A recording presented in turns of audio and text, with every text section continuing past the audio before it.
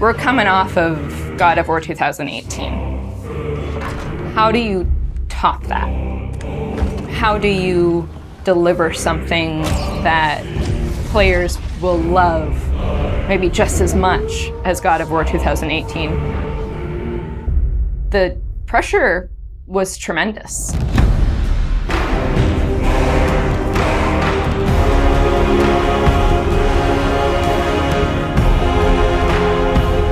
My name is Ariel Angelotti, and I am the senior producer for narrative. My name is Richard Gobert. I'm the story lead for God of War Ragnarök. I'm Jody Kupsko, and I'm the supervising dialogue designer. It's my job to shape the story along with our writing team, our narrative director, and game director. As a producer, it's my job to help build a team to create that content, to own the schedule in realizing that content. I oversee the dialogue production throughout the entire titles. Every line of dialogue that you hear, every human vocalization and effort and grunt, our team touches. So I'm a man now, like you? No. We are not men. We are more than that. The responsibility is far greater. In the story of God of War 2018, we find Kratos seemingly having turned over a new leaf in the Norse lands. He lives a quiet life, hidden in the woods with his wife Faye and their son Atreus. And the story starts with them mourning her death. And we learn that she made a final request before she passed away. She wanted them to spread her ashes from the highest peak in all the 9 realms. He's scared of being a bad father, a bad influence, and as a result, it's made him an absent father.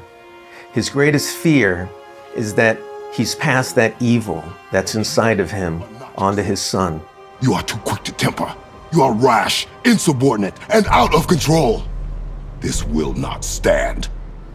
You will honor your mother and abandon this path you have chosen. It is not too late. They befriend Freya, who is an exiled Vanir goddess who used to be married to Odin. They meet Mimir, the self-proclaimed smartest man alive, who serves as their guide and their confidant. And they meet the Holdra brothers, Brock and Sindri, who are world-class weaponsmiths who end up their main source of upgrades and equipment. Now, among the enemies they make are the Aesir gods, whose leader is none other than Odin, someone we never meet in God of War 2018, but who casts a very long and dark shadow over the 9 realms. There are consequences to killing a god! Why? How do you know? How do you know? After many adventures, Kratos and Atreus end up fulfilling Mom's wishes, and over the course of that journey, they find out more about each other and about themselves, and finally find a common ground between them. They become the close family unit that Faye hoped that they would become. In God of War Ragnarök, we fast forward a few years, and little Atreus is now a teen, and they're back to hiding out in their home in the woods in Midgard. During the course of the previous game's events, they were forced to kill Odin's grandchildren, Magni and Modi, the sons of Thor. Thor does a lot of the lion's share of Odin's dirty work, and as a consequence, he's a very violent, unstable personality. At the end of the last game, they were also forced to kill Baldur, the son of Odin and Freya, and that has its own set of consequences. He was a very powerful chess piece for Odin, one that Odin is incredibly bitter about losing. Freya has vowed vengeance against them for the killing of her son. Kratos and Atreus didn't want to kill him, they were friends with Freya, but Baldur tried to kill her in front of them, and Kratos had no other option in the moment but to kill him to save Freya's life, even though it meant losing Freya's friendship. I will parade your cold body from every corner of every realm and feed your soul to the vilest filth in hell. That is my promise. He saved your life. He robbed me of everything.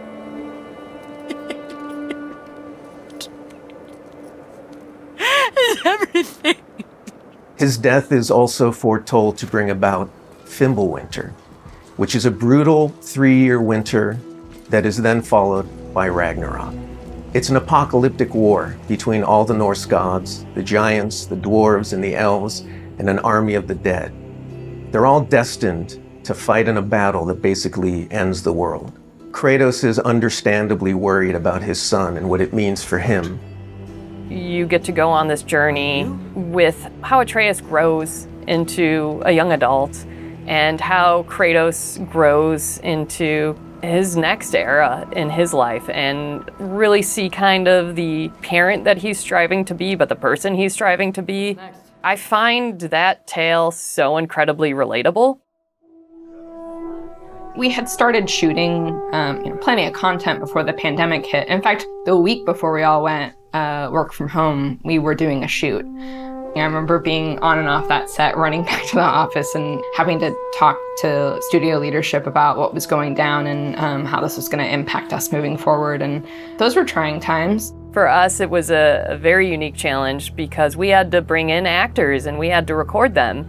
And so we had to look at different ways of adapting our typical motion capture process and dialogue recording process so we can continue production and continue at the quality that we wanted for our players and our fans. We had some actors stand in for other characters, actors who were already, who were like core to one of the scenes, might just be able to play a background character in another scene to be able to avoid a situation where too many people were on set on any given day. We avoided compromising the story that we were trying to tell as a result of the pandemic and these limitations that we had to deal with. There were no cinematics that we changed. We still have the same characters in them in the final game. We just had to get a bit creative with how we shot the content. Our actor for Atreus, Sonny, is a teenage boy, and his voice changed dramatically throughout the several years on this title. I don't want to fight anyone. I just want answers.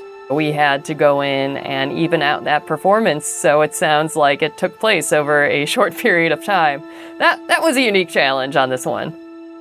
The prophecies say Fimbulwinter leads to Ragnarok. War is coming. Whether the Norse saga was going to be a trilogy or just 2 games was something we debated a lot. There were obviously pros and cons for either approach. So we waited for Cory Barlog to weigh in, and he did, and he said, let's do it in 2. The consequence to that is, how do you wrap up the story in one game and do Ragnarok justice? How do we lead up to that and then have a big moment at the end of the game and wrap up all those loose threads? This game is bigger than what we initially envisioned. There's a lot of important story moments that we needed to cover. There are more characters that we follow the threads of.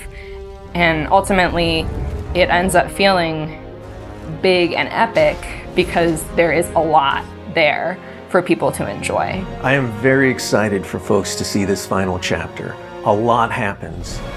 We put our characters through the ringer, but we also bring them closure and we provide answers to a lot of the questions the first game posed.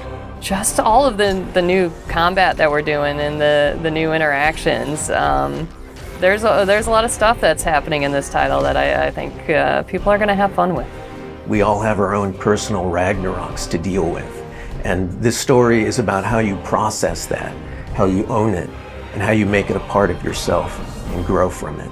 I mean, we set some stuff up at the end of last game. There's going to be some consequences this game. We're going to see how things play out between Freya and Kratos. We're going to see how the evolution of the family relationship continues. You got Brock and Sindri, the dwarves, who are kind of part of your makeshift family now. And there's going to be some other characters that we introduce that may be going to disrupt the balance a little bit. I can't wait until players get their hands on the game or are able to experience how the story unfolds for themselves. We have, I think, an incredibly well-rounded game. Very satisfying combat, beautiful and rich environments to explore, outstanding character art, a lush and moving soundtrack and soundscape.